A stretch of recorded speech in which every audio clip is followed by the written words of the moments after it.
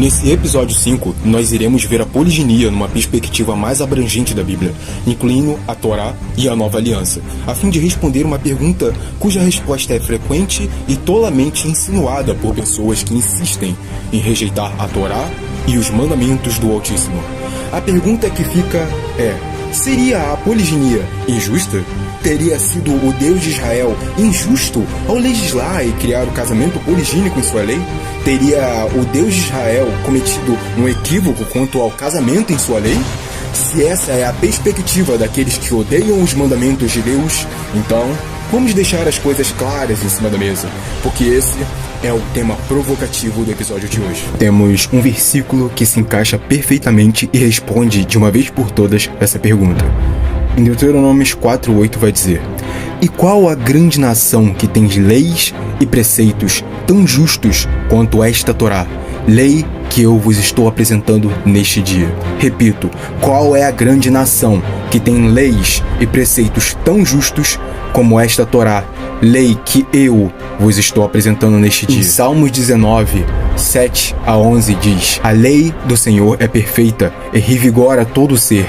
As palavras que vêm do Senhor são dignas de confiança e transformam os humildes em sábios." Salmos 119 vai dizer: "Todos os teus mandamentos são fidedignos.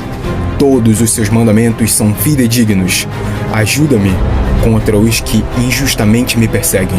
Salmos 147, 19 a 20 diz: "Ele proclama a Jacó a tua palavra, a Israel os seus decretos e as suas decisões."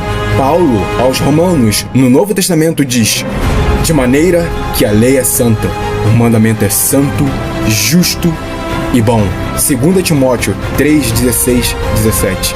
"Toda a Escritura é inspirada por Deus e proveitosa para ministrar a verdade, para repreender o mal e para corrigir os erros e para ensinar a maneira certa de viver."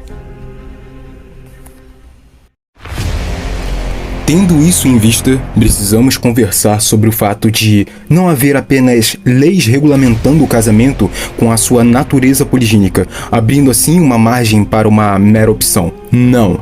Temos também cenários onde os mandamentos de Deus obrigam que o homem tenha a responsabilidade de tomar uma mulher, independente dele já ter tomado outra anteriormente. Fato é que aquela mentirosa falácia de que não há obrigação e mandamento quanto à poliginia na Bíblia é uma mentira. Dizer que Deus se manteve neutro quanto à poliginia é uma aberração de afirmação que não condiz com as Escrituras. Por isso, dizer que a poliginia é um costume pejorativo e que ela é injusta é uma ofensa contra os mandamentos do próprio Deus, contra a sua justiça, contra a sua santidade e a santidade de sua Torá, de sua lei e de sua palavra, contra a sua santidade, soberania e sabedoria. Como Criador dos céus e da terra, Ele nos criou com papéis bem definidos e sabe exatamente o que cada um de nós precisamos e como devemos viver as nossas vidas. Fato é que eu não usei nem metade dos versículos que deixam claro o quanto a Torá do Criador é justa em cada milímetro de sua lei. Toda a palavra que se distancia dessa verdade é um insulto ao Criador dos céus e da terra, e certamente não verão a luz. Como diz Isaías 8:20, se eles não falam em conformidade com os mandamentos de Deus, não há luz neles. Esse questionamento já foi respondido. A esse ponto do vídeo, sim, a poliginia é justa. Do contrário, eu estaria falando contra a Torá e contra os mandamentos do Altíssimo, contra o próprio Deus, e certamente não estaria impune de minha ofensa contra o Criador. Mesmo para aqueles que erroneamente acreditam que o Criador mudou de ideia e decidiu acatar a tradição humana em lugar da própria palavra,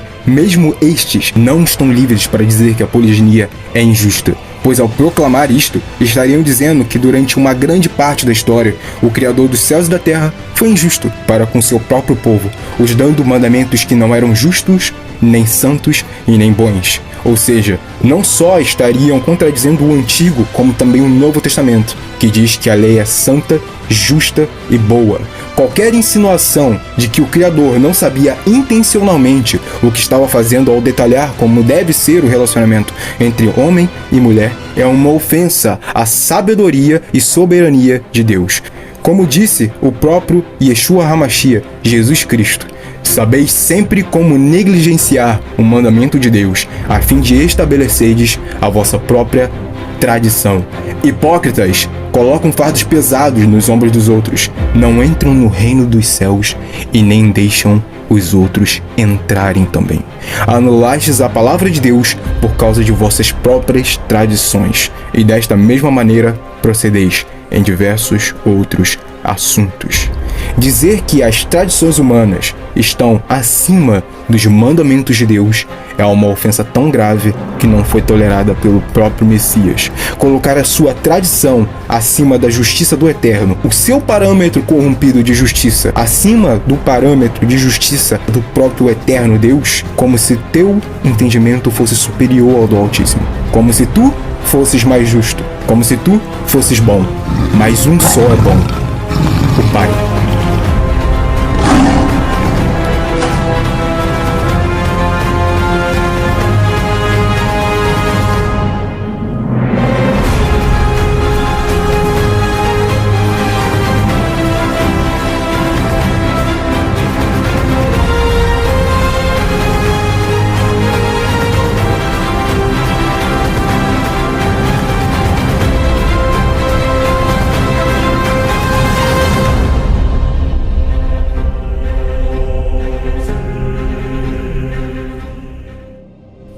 O relacionamento entre homem e mulher é agradável ao Criador dos céus e da terra, não por argumentos de esfera puramente biologicista, mas sim porque o relacionamento entre homem e mulher reflete valores do alto, valores transcendentais.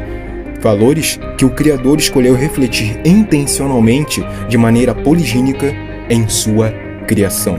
Da mesma forma que nós somos noiva de Cristo e temos apenas um noivo, que é Yeshua, e devemos a ele toda a nossa sujeição, assim como Yeshua se casará com a sua noiva, dessa mesma forma, esses valores são refletidos de maneira intencional na relação entre homem e mulher, pois a mulher é como noiva de seu homem, da mesma forma que o homem é como noiva para o Senhor. Pois o homem é a cabeça da mulher, e Yeshua é a cabeça do homem, e Deus é o cabeça de todos. Por isso, as Escrituras nos dizem que a mulher está sujeita a seu marido como ao Senhor.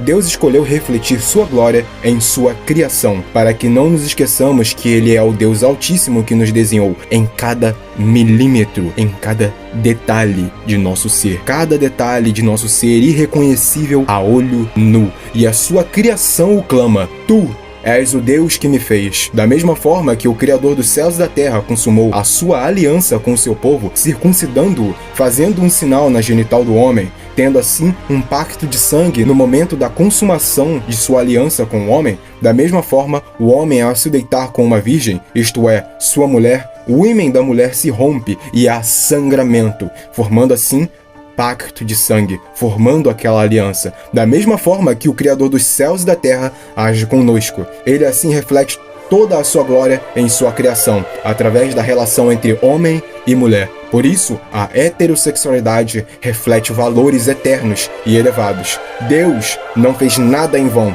e sua criação reflete a sua glória, para todo sempre. E amém.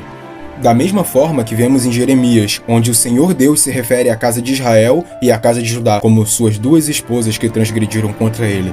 Mesmo após ele já as haver desposado, os elementos poligínicos para a palavra esposa estão presentes em textos que nos mostram a transcendência do relacionamento entre o masculino pleno e o feminino pleno.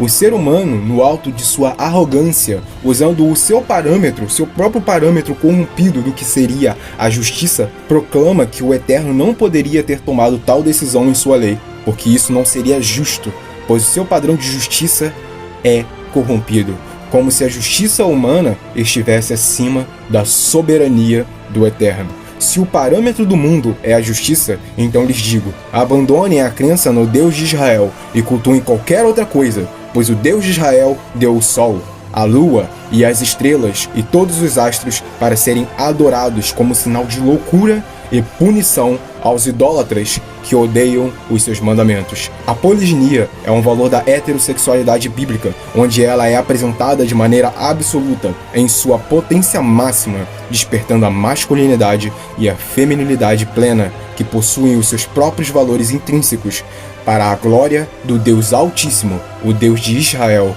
o Criador dos céus e da terra, e que toda a glória e toda a honra sejam dadas a Ele, para todo sempre.